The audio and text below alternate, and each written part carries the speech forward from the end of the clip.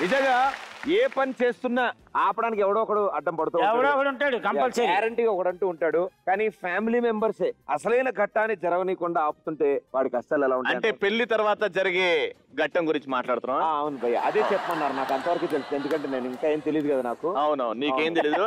చెంటనే చెప్తాను, నిజంగా ఆ టైంలో ఫ్రస్ట్రేషన్ ఎలా ఉంటది తెలియదు. అది చెప్పుకుంటూ బతికేస్తున్నాడు. కానీ ఇదేంటి ఫ్రస్ట్రేషన్ అని ఓడి వాడుతున్నాడు.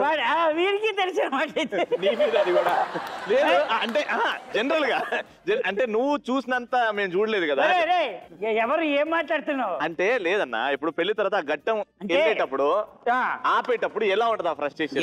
ఎలా ఉంటుందంటే నీకెలా ఉండే? నన్ను ఆపలేదు కాబట్టి ఎలా లేదు, కానీ ఇప్పుడు ఆ సంఘటన ఎలా ఉంటుందో చూద్దాం. అది సింపుల్ గా ఒకవేళ ఆపితే ఎలా ఉంటది అనేది అక్కడ చూద్దాం. ఈ పర్ఫార్మెన్స్ చేయడానికి మణి, వెంకటేశ్వర్లు, కె శంకర్, నూకరాజు అండ్ రజాక్.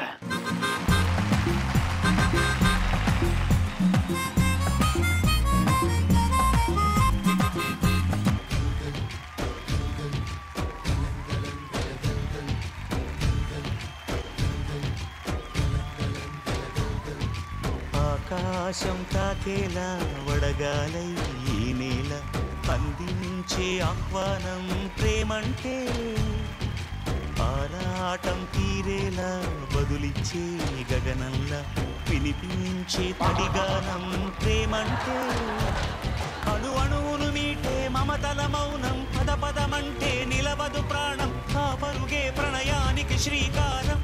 ప్రదీప్ అన్న అందరి పొలంలోని మొలకలు వచ్చాయి, నా పొలంలో తప్ప. నువ్వు నాకే చెప్పుకుంటున్నావా?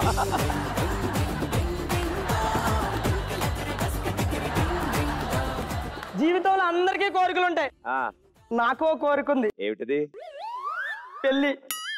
ఆ తర్వాత అయినా నువ్వు చూడందా చేయిందా అన్న,